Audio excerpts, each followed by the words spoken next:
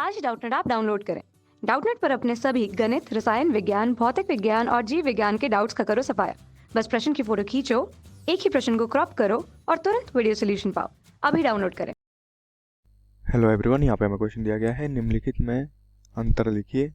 पहला है test cross तथा बैक क्रॉस, दूसरा है समयुग्मजी तथा विषमयुग्मजी, तीसरा है प्रभावी तथा अप्रभावी लक्षण, चौथा है दैहिक तथा लिंग गुण सूत्र।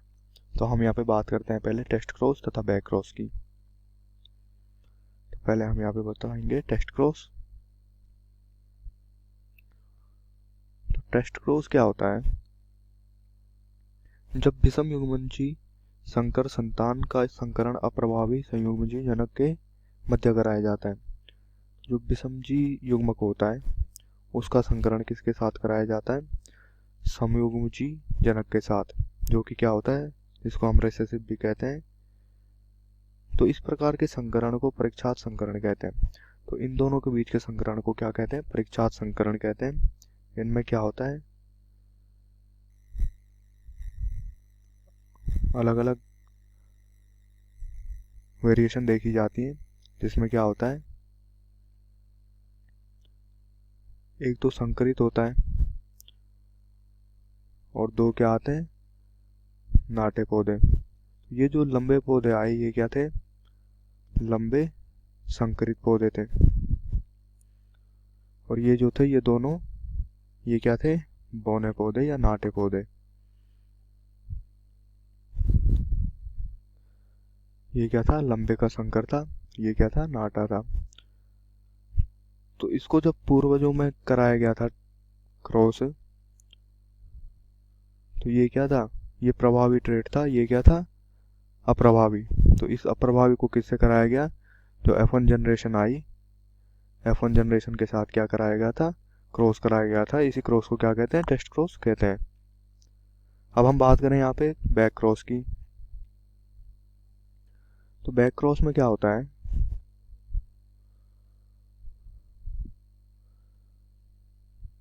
बैक क्रॉस में जब विषम युग्मजी संकर संतान तथा उनके समयुग्मजी जनकों के मध्य संकर कराया जाता है। जब विषम युग्मजी संतान, जो विषम युग्मजी संतान होती है इनको किसके साथ कराया जाता है? समयुग्मजी जनक के साथ। तो इस प्रकार के संकरण को संकर पूर्वज संकरण या बैक क्रॉस कहा जाता है। जैसे F1 पीढ़ी में प्राप्त संकर संतान TT का संकरण जनक पीढ़ी प्रभावी या अप्रभावी संयुग्म के से कराया जाता है। तो यहाँ क्या प्राप्त होता है? यहाँ जो प्राप्त होता है ये होता है लंबा पौधा, ये भी लंबा पौधा, ये भी लंबा पौधा और ये भी लंबा पौधा। तो इसमें जो दो शुद्ध लंबे पौधे मिलते हैं, ये क्या मिलते हैं? शुद्ध लंबे पौधे। और ये क्या होते हैं? संकरित लंबे पौधे। इनमें संकरण किसका था? इस वाली जीन का। तो इस प्रकार के क्रॉस को क्या कहते हैं? बैक क्रॉस कहते हैं।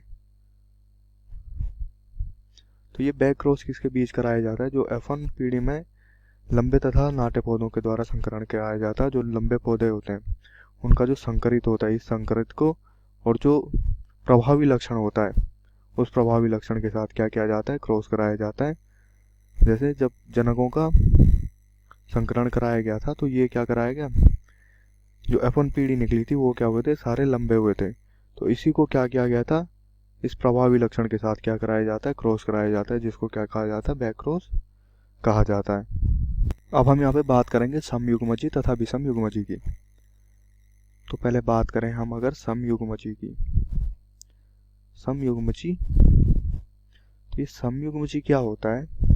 जो युग्म समान रूप में पाए जाते हैं। समयुग्म भी शब्द एक विशेष प्रकार के जीन के लिए किया जाता है। तो ये क्या किया जाता है? इसका प्रयोग एक विशेष प्रकार की जीन के लिए किया जाता है जो दोनों समजात गुणसूत्र के समान, जो क्या होती है? दोनों गुणसूत्र के समान। जैसे हम उदाहरण के लिए यहाँ पे मनुष्य की मादा के गुणसूत्र होते हैं, ये क्या होते हैं? सम गुणसूत्र होते हैं या समयुग्मी होते हैं। विकल्पी युग्मों को वहन करता है। तो ये क्या करता है? समयुग्मी विकल्पी युग्मों को वहन करता है।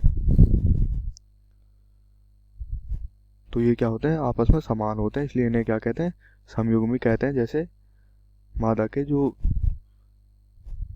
मनुष्य में जो मादा होती हैं, मनुष्य मादा इसका क्या है, उदाहरण होता है, जिसमें क्या है XX गुणसूत्र पाए जाते हैं, जो क्या होते हैं, समयुग्मजीवी होते हैं। अब हम यहाँ पे बात करेंगे विषम युग्मजी की। तो विषम युग्मजी क्या होता है, विषम युग्मजी में जो युग्मज होते हैं ये क्या होते हैं, असमान होते हैं। क्या होते हैं, असमान युग्मज, या जिसको हम क्या कह सकते हैं, जो दोनों गुणसूत्र क्या हो, असमान हो, जो दोनों गुणसूत्र क्या हो, असमान हो। जैसे उदाहरण के लिए जो मनुष्य में नर होते हैं, मनुष्य में जो नर होते हैं उनका जो 23वां जोड़ा होता है XY, ये क्या कर देता है, लड़के का निर्माण करता है। बाकी 22 जोड़े तो क्या होते हैं, समान होते हैं, जिनको क्या कहते हैं, समयुग्मजी। लेकिन ये जो 23वां जोड़ा होता है ये क्या होता है, विषम युग्मजी होता है, जिसमें क्या होता है, XY होता है, और ये क्या होते हैं, दोनों असमान होते हैं, इसलिए इसको क्या कहते हैं, विषम युग्मजी कहते हैं।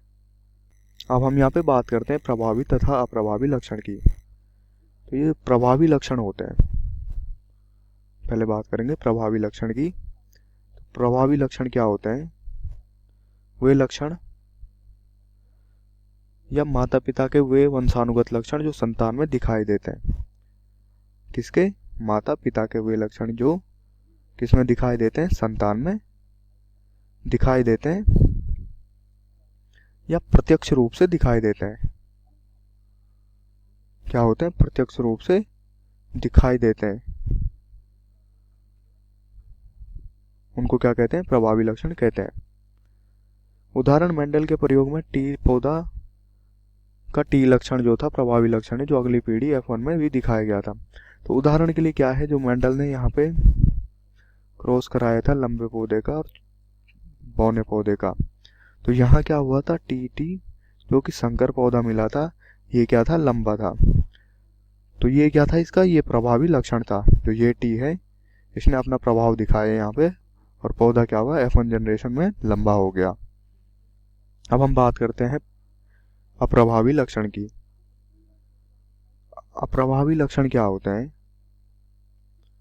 वे लक्षण या माता पिता से आए हुए वंशानुगत लक्षण जो संतान में छिपे रहते हैं। क्या होते हैं, माता पिता से आए हुए वे लक्षण जो संतान में छिपे हुए होते हैं, या प्रत्यक्ष रूप से दिखाई नहीं पड़ते। क्या होते हैं, प्रत्यक्ष रूप से दिखाई नहीं देते। ऐसे लक्षण क्या कहलाते हैं, अप्रभावी लक्षण कहलाते हैं। अब उदाहरण के लिए हम यही लेंगे, यहाँ पे मेंडल ने क्रॉस कराया था लंबे पौधे और बौने पौधों का। तो उसमें क्या हुआ था, जो लंबे पौधे ने क्या किया था, प्रभावी लक्षण दिखाया, लेकिन जो ये बौने पौधे थे इसने अपना प्रभाव नहीं दिखाया। इस जीन ने क्या करा, अपना प्रभाव नहीं दिखाया, तथा क्या किया, अप्रभाव दिखाया यहाँ पे। तो ये इसका क्या था, अप्रभावी लक्षण था, जो कि F1 जनरेशन में देखा गया था। बात करें यहाँ पर दैहिक तथा लैंगिक गुणसूत्र की। तो दैहिक गुणसूत्र क्या होते हैं, दैहिक गुणसूत्र,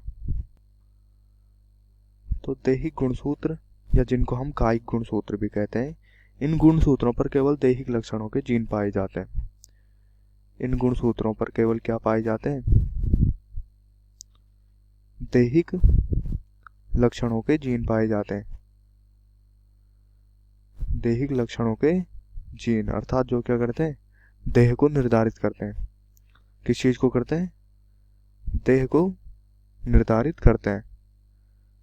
ऐसे गुणसूत्रों को ही दैहिक गुणसूत्र कहा जाता है।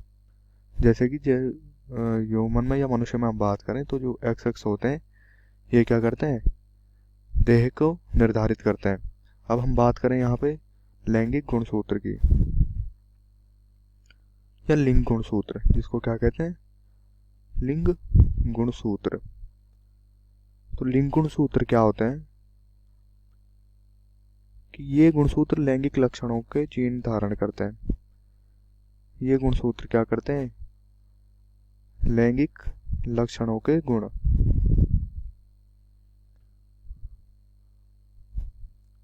जब ये लैंगिक लक्षणों के गुण धारण करते हैं, अर्थात ये क्या करते हैं?